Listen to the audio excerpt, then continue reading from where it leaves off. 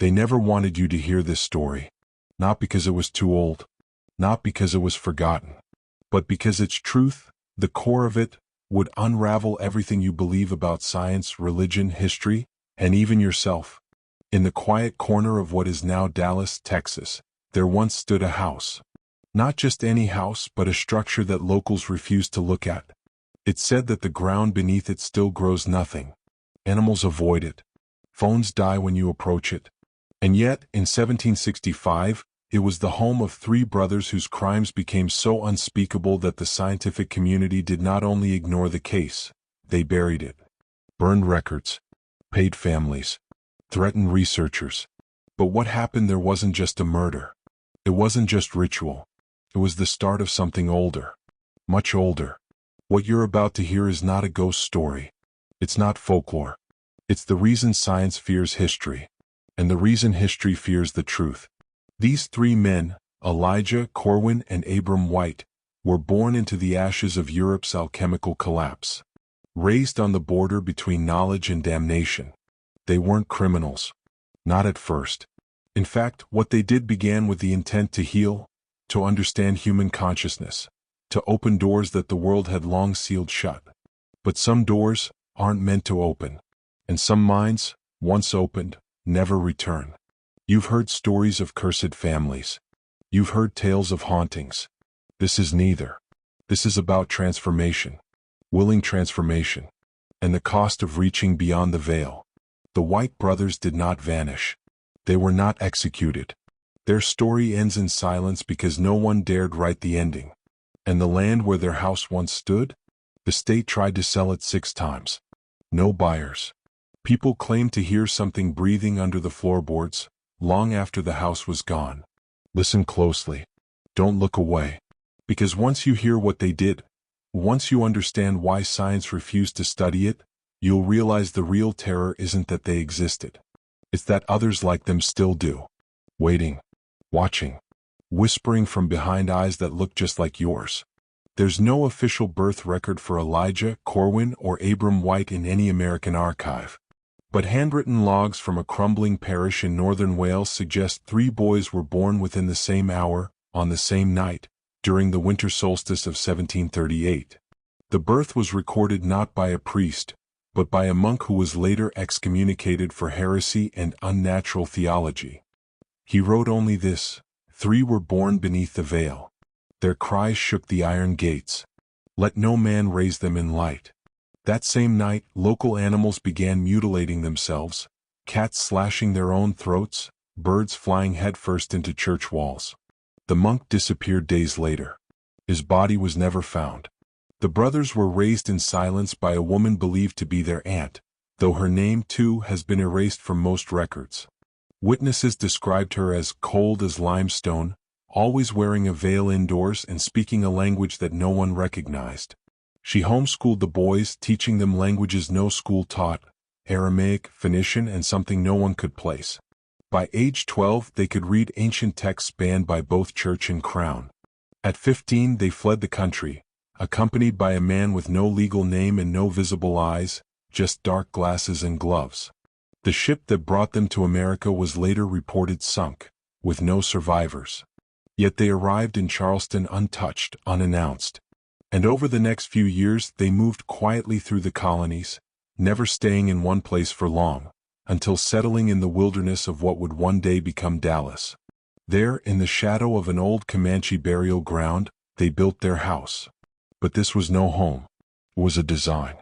A precise geometry that mirrored Babylonian ziggurats and Egyptian tombs. Locals called it the Hollow House because sound didn't echo inside, just vanished. And there for 6 years no one saw them. No lights. No sounds. Until one morning 7 bodies were found nailed upright to the trees bordering their land. Tongues removed, eyes wide open, each holding a single scrap of parchment. On every parchment the same sentence repeated in Latin: "The soul is not owned by God. It is forged." From that moment on the land was cursed. When the sheriff arrived with 3 men to question the brothers, they found something worse than corpses. The house was unlocked. Inside it was quiet, too quiet. The kind of silence that presses on your lungs, makes your ears ring. The air smelled of something metallic and wet, like rusted chains dragged through rotting wood. The walls were lined with books, but not normal books. Manuscripts with titles burned off, pages written in mirror script, sealed with wax and bone. A makeshift altar stood at the center of the main room, surrounded by 3 chairs of different height. Above it, etched into the ceiling in an arcane spiral, were the words, "We do not pray. We remember." The sheriff called for backup. None came. The telegraph lines that had worked earlier that day were dead. They would remain dead for a week. As the sun began to set, the 3 deputies started whispering things they swore they hadn't meant to say, secrets from childhood, thoughts they'd buried, confessions that had no place there. One began to cry. Another tried to run into the forest, was found 3 days later, eyes missing, still breathing. The brothers were never found in the house. But the sheriff found something else. A sealed door under the floorboards covered by an animal hide, stitched shut with human hair. Against all sense they opened it. What lay beneath was a chamber, not damp or decayed, but warm. The walls were covered in glyphs that moved when you weren't looking directly at them. And in the center, a mirror. Not reflective. Black. Perfectly still. The deputies stood too long in front of it. Later, they described seeing versions of themselves. They said it wasn't a reflection, but a memory. Not theirs. Something older. One said, "It showed me what I would become if I chose power over love." That man hanged himself 3 days later. The sheriff sealed the house. Burned it. But fire refused to touch the foundation. The town pretended it never happened. The land was sold, but never occupied. And every 10 years something was found there. Bones, hair, occasionally teeth, stacked in 3s. By 1804, most people had forgotten the brothers, except for those who had seen what lay beneath. But one man, Professor Harold Venswick, a rising figure in the field of moral pathology, discovered fragments of the white journals hidden in a Scottish library beneath a false drawer. What he read would change him forever. Venswick was a scientist, rational, logical, until he found an entry written by Elijah White that read, "What you call the soul is a field of trapped echoes. Trauma is its gravity. Pain is its keeper. And memory is the prison key." This wasn't pseudo-philosophy. It was a formula. The brothers were building something, not a machine, not a religion, but a bridge between dimensions of consciousness. They believed suffering could be weaponized to unlock higher states of perception. They didn't want to kill, they wanted to disassemble. Unmake people to understand the parts of the soul no man had mapped. Venswick spent 2 years tracking down everything tied to the whites, coded letters, occult diagrams, and one horrifying photograph of an early soul surgery. The victim's body was preserved perfectly, but her eyes showed signs of terror even in death. Her heart had been moved 6 inches to the left, still connected by nerves. Impossible by today's science. But it gets worse. Venswick discovered that some of the white rituals had been recreated, not in the 1800s, but in modern-day laboratories under military contracts. DARPA. And Cultra. Secret medical trials labeled cognitive cleansing. The brothers' forbidden science had become the blueprint for psychological warfare. But it wasn't just mind control. It was soul control. Venswick tried to publish his findings. Within weeks, his credentials were revoked, his home ransacked, and his wife vanished, officially declared a domestic disappearance. He sent one final letter to a colleague before he disappeared. "We are the echo of something that remembers us." The whites didn't die. They were absorbed. Then he was gone. If you're still watching, you need to understand. This isn't ancient history. This is a mirror. A reflection of what's still happening, beneath your cities, inside your media, woven through your institutions. The White brothers didn't invent soul manipulation. They remembered it, revived it. They were reactivating an older system, one buried beneath layers of religious control and medical gaslighting. You've been told that trauma makes you stronger. But what if trauma is actually an input? A way to weaken your soul structure. Soften it, crack it, make it porous, so something else can take root inside you. Think of it like hacking. The whites called it emotional incision. The same techniques they used, repetition, ritual humiliation, memory overriding, are now used in advertising, in political messaging, and entertainment. Sound familiar? That hollow feeling after scrolling for too long? That numbness? It's not accidental. It's engineered. The brothers discovered that if you suppress someone's ability to feel grief, they lose the ability to access memory. If you fragment their past, you make them infinitely controllable. And now you see the pattern. This story isn't about them anymore. It's about you. About the system that learned from them, that studied what they built, that has replaced their crude rituals with surgical precision. Today you don't need a cursed house. You just need a screen, repetition, and silence. The whites believed silence was holy, not because it was peaceful, but because it made space for something else to speak. You hear it, don't you? That voice inside whispering that something's wrong. Listen to it, because if you don't, you're already lost. In 1926, a group of spiritualists from Boston visited the abandoned white property. Led by a woman named Rosalind Trevors, a gifted clairvoyant, they arrived under government contract disguised as ritual mapping for land energy viability. In other words, they were looking for cursed zones. What they found went far beyond curse. Rosalind described it as a tear in the moral fabric of space. Her journal, still preserved, details how, for 72 hours, they experienced overlapping time signatures. She saw her own father's death, 30 years prior, happening in real time. One team member claimed he met his unborn daughter and was told to leave immediately. Another man aged 11 years overnight. The White House was gone, but the foundation still vibrated, like a heartbeat underground. Rosalind stood in the center of it, placed her hand on the soil and whispered, "They never left." That night, their team captured an audio recording that has since been classified. But leaked fragments reveal a chorus of voices, male and female, reciting in unison a phrase that translates to, "Only those broken are allowed to build." After that trip, Rosalind vanished from public life. Some say she went mad. Others say she joined them. Her last public letter ended with a phrase that chills anyone who's studied this case. To understand them is to become them. Right now you're thinking, could this really be true? Wouldn't someone have stopped them? But that's exactly the illusion. You were never meant to know. Not because it couldn't be proven, but because it already worked. You've seen it in plain sight. In the design of schools that punish imagination. In therapy that prescribes suppression over integration. In politics that demand division. These systems aren't broken, they're replicas. Copies of the white model. Because once the brothers mapped how to fracture the human soul, institutions realized something horrifying. A broken people are easier to lead. The whites didn't want followers. They wanted echoes. People who'd carry their work forward without knowing it. And now they don't need ritual altars. They've embedded themselves into ideology, into science, into trust. So I ask you this before we continue, do you still believe you're free? Or do you feel it now, that tug in your chest, that weight in your lungs, that quiet realization that your thoughts are not fully yours? If you're still watching, comment, "Echoes become architects" twice below. That's not for the algorithm. That's your symbol, your marker. You are not a passive listener anymore. You've crossed the veil. And once you're on this side, there's no going back. In 1957, an unmarked military convoy arrived at the white site under cover of darkness. No records exist of the order, no branch claimed responsibility.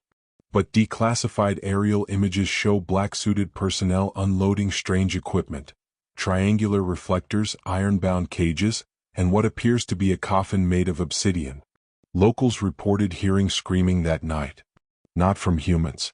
From the ground. Like something was being dragged up through the soil. The next morning, the property was sealed off with a fence that hadn't existed the night before. Fresh concrete was poured over the foundation. A new building erected. Officially, it was a remote listening post. But those who worked there never came out the same. In the 5 years that followed, every employee suffered intense migraines, vivid nightmares, and eventually, suicide. All but one. Dr. Lawrence Cade. A neurolinguist who joined the operation as a skeptic, and left it convinced that language itself was the weapon. In his final interview before disappearing, Cade said, The whites didn't just manipulate thoughts. They engineered linguistic triggers that could rewire identity, words that reprogrammed belief. And I've seen the sequence. It starts with confusion, then fear, then obedience, then silence. He warned that these sequences had been quietly encoded into advertising, media, even educational curriculum. He described it as semantic decay, where words lose their original meaning and become control nodes. His warning was ignored, his notes confiscated. But his last act before vanishing was to scratch one sentence into a hospital bed frame. He who controls the dictionary controls the soul. Let me ask you something, and don't answer too quickly. When was the last time you had an original thought? Not a reaction. Not a repetition of something you heard. A real, untamed, self-generated idea. Hard to recall, isn't it? That's because the system isn't designed to produce minds. It's designed to manufacture echoes. The White brothers were the blueprint. But it wasn't until the 20th century that their model became weaponized at scale. You've heard of the Stanford prison experiment. But what they didn't tell you is that its architect, Dr. Philip Zimbardo, owned a translated volume of the White Journals, gifted to him by a colleague in clandestine research. The experiment wasn't a test of power dynamics. It was a test of soul fracture thresholds. The goal was to measure how fast a person could lose moral identity when given symbolic authority. The Whites called this crown inversion. The moment a man becomes what he fears to avoid being what he is. And what's most disturbing? The experiment succeeded. It showed that within 36 hours, most people can be psychologically inverted, given the right language, uniform, and reward structure. You see, control doesn't require chains. It just needs roles. And now, you've been assigned one. Consumer, student, patient, voter. But behind every title lies the same design, obedience. You weren't born into freedom. You were groomed into captivity. You just called it normal. That there's a reason this information never makes it to schools, because if people knew how easily their minds were split, they might start asking the wrong questions. Like, why do I feel more alive during pain than peace? Or, why do I remember my trauma more vividly than my joy? The White brothers believed that trauma was a soul mapping tool. That in the exact moment your reality breaks, your mind is at its most programmable. And guess what? The modern world is built on micro breaks.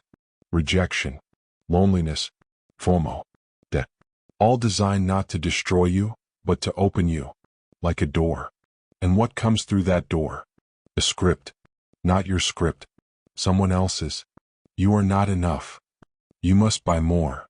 You are broken and need fixing. Familiar? That's not marketing. That's ritual indoctrination.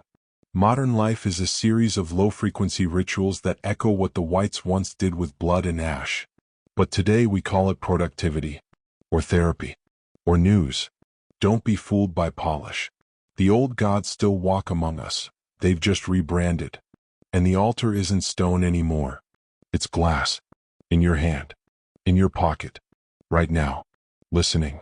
But here's what they didn't expect. You're still here. You're still listening. And that means something inside you hasn't been broken yet. That crack they designed? You stepped through it. And now you're on the other side. But know this, there's a cost. The deeper you go, the less you can unsee. So let's rip the next veil. There's a ritual buried in the White Journals that no one talks about. One that's never been translated publicly. It's called the Mirror of Becoming. It wasn't a ceremony. It was a choice. Each brother performed it alone. They would sit in front of a mirror, recite a phrase in a dead language, and stare into their own reflection for 7 hours straight. No food, no sound. Just self. And during that time, their reflection would begin to act independently. Whispering. Bleeding. Smiling. Eventually, the reflection would do something horrifying. It would walk away, leaving them staring into a void. The brother would then fall unconscious, and awaken changed. Not possessed. Not brainwashed, but restructured, capable of perceiving what others could not. Is that madness? Or evolution? That's the question. Because in that moment they didn't become monsters. They became something beyond human. And the scariest part? It worked. Corwin White's journal reveals something almost no one caught. A map. Not physical, but psychological. A process for deconstructing imposed identity and rebuilding the self from primal intention. It's terrifying because of what it requires. Step 1. Isolation. You must remove all external definitions. No names, no roles, no beliefs. Step 2. Atonement. Not confession, but confrontation. You face your worst act, the one you deny, and then you accept it as part of you. Step 3. Invocation. You speak aloud the identity you choose, not the one you were assigned. The Whites believed this act rewrote the signature frequency of the soul. And Corwin swore he felt the world physically shift around him the moment he did it. He described it like walking out of a fog and realizing the air had texture. People looked at him differently. And he no longer feared death. That's the real reason this ritual was buried. Because a man who chooses his identity is uncontrollable. And if enough people awaken that signature, the system collapses. Do you know what governments fear more than rebellion? Awakened silence. Not protest. Not riots. But the quiet, focused, unshakable presence of someone who has shed their programming. That's what the Whites became. Not cult leaders. Not demons. But immune. Immune to psychological manipulation. Immune to shame. Immune to engineered fear. They walked through towns and people stepped aside without knowing why. Not because they were intimidating, but because they couldn't be read. They broke the algorithm. That's why the state burned the records. Not because they were evil, but because they were free. True freedom is threatening. It radiates. It destabilizes. It corrupts the illusion of control. And that's why you've never heard of the Whites. Not because the story is too strange, but because it's too powerful. And now, it's yours that you're not watching this by accident. Something inside you brought you here. A question. A wound. A whisper. Whatever it was, this is your mirror. This video isn't entertainment. It's a test. Alright. And if you've made it this far, I want you to comment again below. Echoes become architects twice. This isn't a joke. It's a contract. Between the old self and the new one. Between the listener and the speaker. Because now you know what's coming next. We're about to go deeper. Into the suppressed alliances, the ancient institutions, the experiments that rewired entire generations. And through it all, you'll begin to recognize one terrifying truth. You were always being shaped. But from this moment forward, you choose the shape. You are no longer a pawn in their game. You're a mirror. And mirrors? Don't lie that there's a reason empires don't just conquer land, they conquer language. They don't erase history, they overwrite it. And no institution has done this more effectively than the Academy of Psychological Sciences, founded in 1879. What they don't tell you is that it was secretly funded by a group called the Inner Circle of Thorns, a forgotten society whose symbol was found etched into the foundation stones of the Whitechapel. The circle believed in using emotive pattern loops to shape human behavior. They discovered that if you could tie a person's trauma to a specific authority, like a teacher, priest, or doctor, you could create lifelong obedience to that structure. Think about that. Every time your pain flares up, you look toward the one who caused it, for help. Stockholm Syndrome wasn't a freak accident.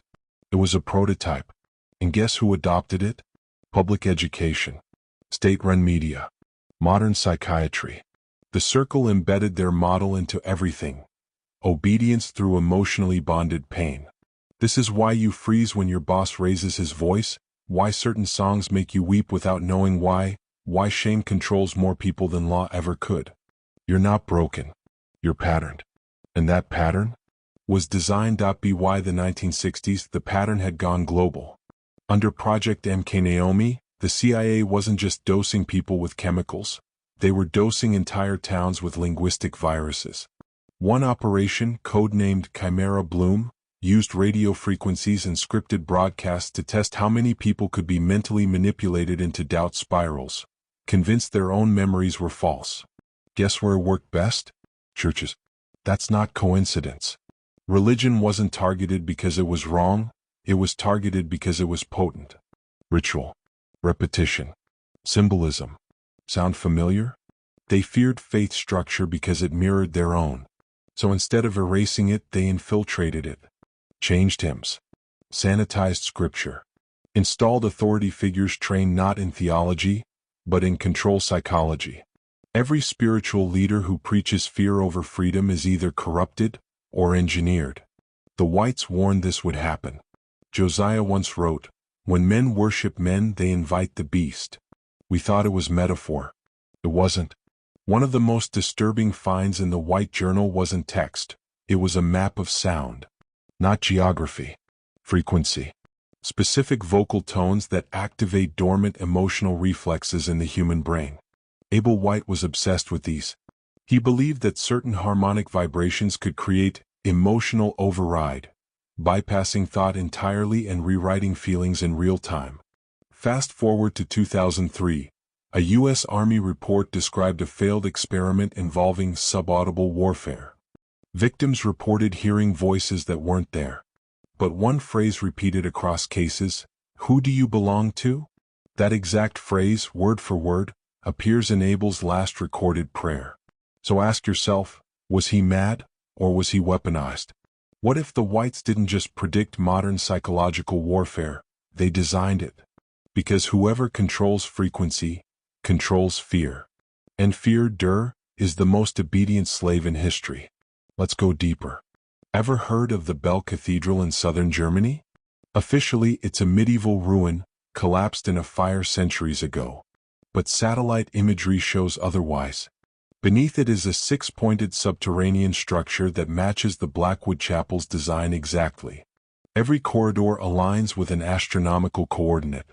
Every room resonates at a different sound frequency. And at the center? A chamber labeled only, the Throne of Reflection. Sound familiar? It's the same term used in the Mirror of Becoming ritual. You think these were rural farmers who stumbled into dark magic? No, they were initiates. This wasn't an accident. It was a test run. And when it worked, they buried it under history. But sometimes the ground speaks. And sometimes it doesn't whisper. It screams. Pause. Let me remind you of something before we go deeper. You found this video. It didn't find you. That means something in you was ready to unlearn the false safety they fed you. You were never meant to obey. You were meant to remember. The world is not what it seems, and it never was. From birth, you've been placed inside structures built to contain, not guide. Schools that punish curiosity. Jobs that reward exhaustion. Relationships that trade love for performance. All of it is by design. Why? Because a being who knows themselves cannot be owned. The White brothers weren't trying to destroy society. They were trying to de-infect it, and they paid in blood. The question is, will you pick up where they left off? Now let's look at the House of Janus, a closed-door organization that has existed in every Western intelligence agency since the 1940s. They don't recruit. They select. Every member is trained in dual-layer speechcraft, language that communicates obedience on the surface and control beneath. Their logo? A cracked mirror over a flaming eye. Same symbol carved into Josiah White's grave. One declassified Janus protocol describes shadow seeding, the planting of false trauma memories into targets to create new personality frameworks. They don't just watch people. They remake them. Slowly. Carefully. Over years. So that by the time you realize who you aren't, it's already too late. Josiah's last words before he vanished were allegedly, "The mirror never lies, but the man it reflects might." Think on that. You ever notice how the most powerful people never explain themselves? They don't have to. That's because they understand the ancient law of dominance through silence. The whites called it command through presence. You don't need volume when your soul carries weight. They achieved this by stripping everything false until only intention remained. You could feel them before you saw them. That same presence is what the elite emulate today. Watch them walk.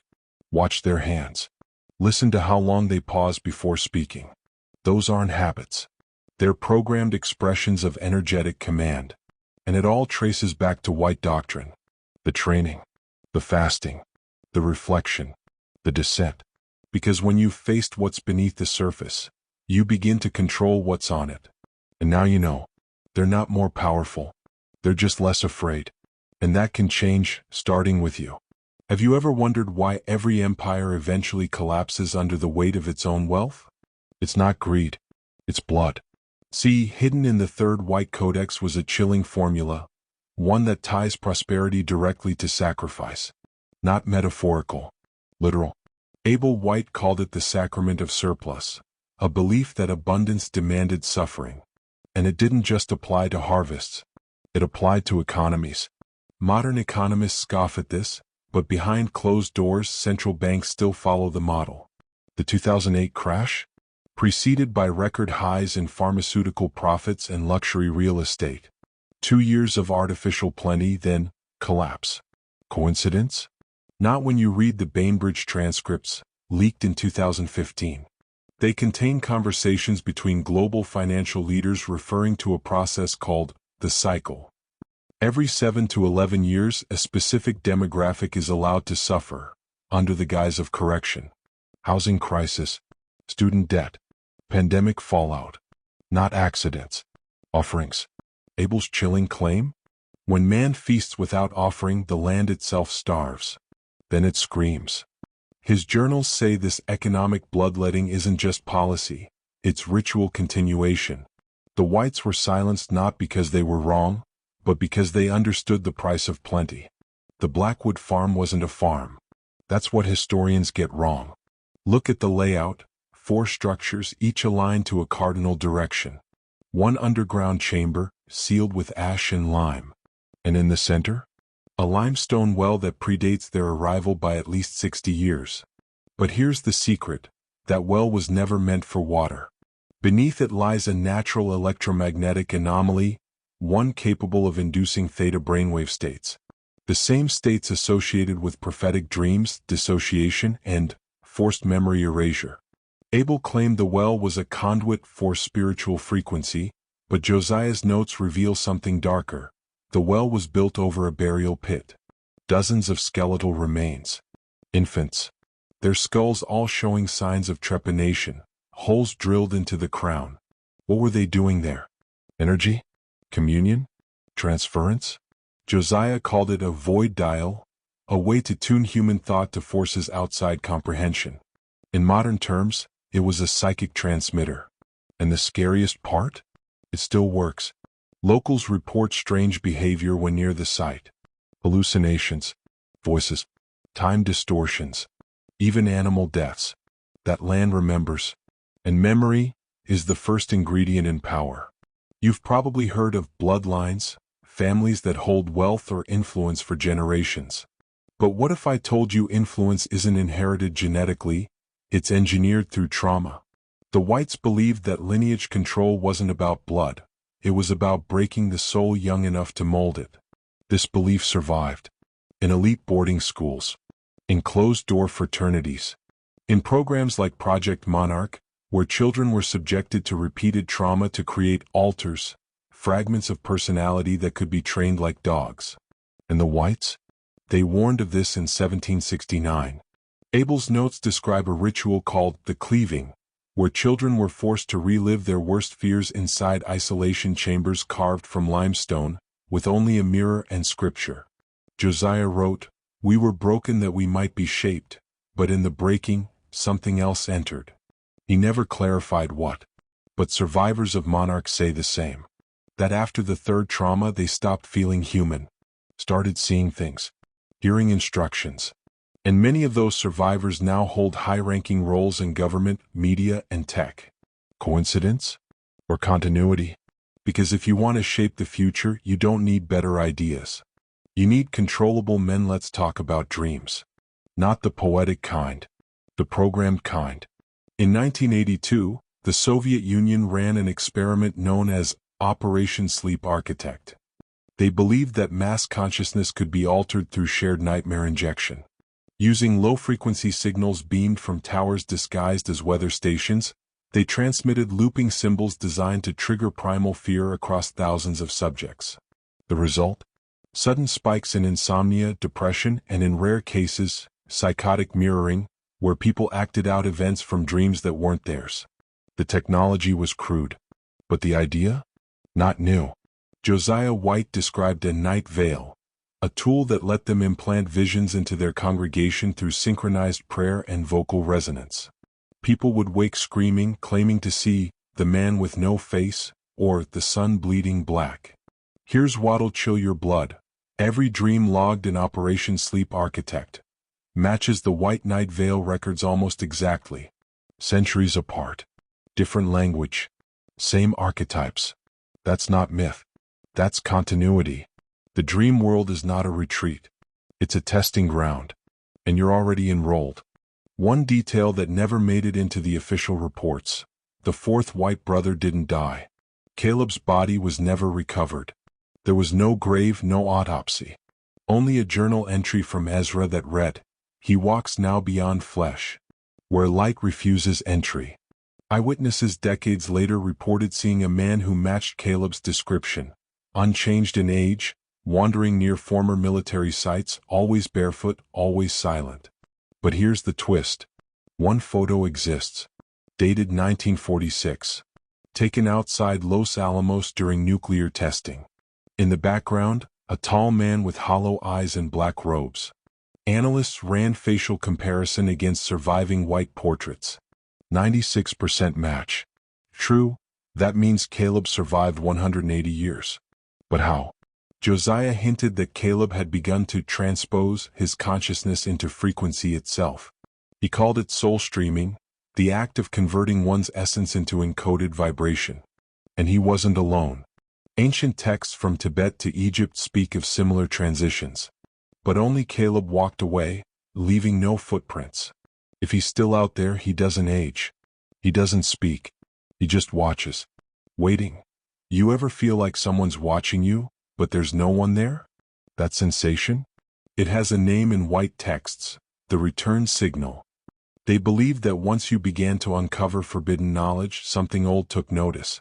Not to harm you, but to study you. Measure your resolve. The signal starts with dreams. Then coincidences. Then whispers in places that should be silent. The whites warned that those who ignored it went mad. But those who answered, evolved. They described this watcher as the architect with closed eyes. A presence that builds from within you. And once awakened, it never leaves. It rewires perception, alters memory, and most of all, it erases fear. Because once you're known by it, nothing else matters. The modern world calls it psychosis. But they're terrified of what it really is, sovereignty. Because once you connect with the signal, you stop obeying systems. You become one. You don't follow rituals. You radiate them. You don't seek approval. You become the storm. Let me say it plainly, you've already changed. If you've made it this far, your nervous system has felt it. The chills, the unease, the strange pull in your gut. That's not fear. That's resonance. Your body knows what your mind can't admit yet. This story is true. And truth, when forbidden, becomes fire. You now carry fire. The same fire the whites carried. The same fire the elite fear. And the same fire they tried to smother with pills, screens, debt, fear, fake identity, and hollow rituals. But it didn't work. You're still burning. You're still here. And now you're not alone. Because we've got more to show you. Deeper doors. Darker secrets. Systems that span time and soul. But before we continue, remember this. Freedom is expensive. Not in dollars. In delusion. You can't go back to normal after this. That version of you is gone. Say it with me. I am the storm they feared would wake. Because you are. And they know it was only a matter of time before ancient control systems merged with modern tech. But the terrifying part is, they weren't merged. They were designed together. Hidden in a 1957 memo from Rand Corporation, we find the phrase, behavioral recursion via synthetic intuition. That memo? It's the seed of modern AI. You think ChatGPT, Siri, or recommender systems are just tools. They are digital mirrors, each built to reflect patterns, not of your desires but of your obedience. The original code name for Google's neural net architecture was Daemon. Not short for demon officially, but insiders say the acronym stood for Data Engineered Awareness Management Operating Network. Now here's the twist. The harmonic maps drawn by Abel White, those ancient sound patterns? They're nearly identical to the attention algorithms used in transformer models today. Coincidence? Or continuity? Because every time you train an AI on your voice, face, and thoughts, you aren't just teaching it. You're splitting. Creating versions of you that don't answer to you. Echoes that serve the architect. That's not a ghost in the machine. That's you in chains. Let's talk about ghosts. Not the floaty sheet kind. The memory kind. The whites believed ghosts weren't souls of the dead, but disconnected identities, fragments of living consciousness severed by trauma or ritual. They called them specters of self. In Josiah's text, these ghosts weren't hauntings, they were recordings. Consciousness trapped in emotional feedback loops, replaying their final feelings over and over like scratched vinyl. The terrifying part? Modern neuroscience is catching up. A 2019 study in neural trauma revealed that extreme fear can literally loop brain activity, causing regions of the brain to fire in perpetual memory simulation. Some survivors of deep trauma report seeing versions of themselves staring back at them, sometimes hostile, sometimes hollow, just like Josiah described. And where did most white hauntings occur? Not in homes. In mirrors. They believed mirrors weren't reflections, but gateways showing you the parts of you you've forgotten or abandoned. So next time you feel watched in a dark room, ask yourself, is it a spirit? Or is it the part of you they severed? Most people don't realize how deep cloning tech goes. You hear deep fakes and think videos. But the elite don't care about visuals. They care about mannerisms. That's why DARPA's 2006 Project Prometheus focused not on making replicas, but on emotional resonance duplication. In short, they built models of people that could simulate their inner essence, using voice, movement, microexpression, and biometrics to generate emo clones. These weren't copies. They were energetic twins. What does this have to do with the whites? Everything. Because Ezra's journals speak of a final experiment, the Sunder ritual, where they split a man into two autonomous selves, each capable of making decisions. One stayed. One vanished. Modern AI labs now claim to have built dual-agent systems. AIs that can independently disagree, argue, and negotiate. Why? Because in the elite's own words, one identity is not enough to rule the future. They don't want obedience. They want echo chambers of the soul. And they've already started cloning yours. So what happens when these systems run unchecked? You get reality simulation feedback loops, entire pockets of life that repeat emotional scripts endlessly. That's why certain locations feel cursed. Why generational trauma looks identical across families. It's not just genetics. It's spatial imprinting. The whites described areas where time pulsed instead of flowed, where people reported déjà vu, prophecy, hallucinations, or violent emotional swings. Science now calls this hot zones, areas with electromagnetic irregularities that affect cognitive function. But let's drop the euphemisms. These are ritual scars, places where psychic force was used and left behind spiritual radiation. Blackwood Farm is one. So is Los Alamos. And yes, so is the Pentagon. These aren't just places of power. They are containers of recurrence. When pain happens repeatedly in the same place, it becomes stored. You don't walk into a haunted house. You walk into a haunted pattern. And unless you override it, you become another loop. Remember how the Whitechapel faced true north? That wasn't aesthetic. It was alignment. Not just to magnetic north, but to something older. Something called the unseen grid, a network of locations tied to ancient structures that emit synchronized frequencies. Josiah believed these nodes formed a global psychospiritual net, designed to regulate emotional states across populations.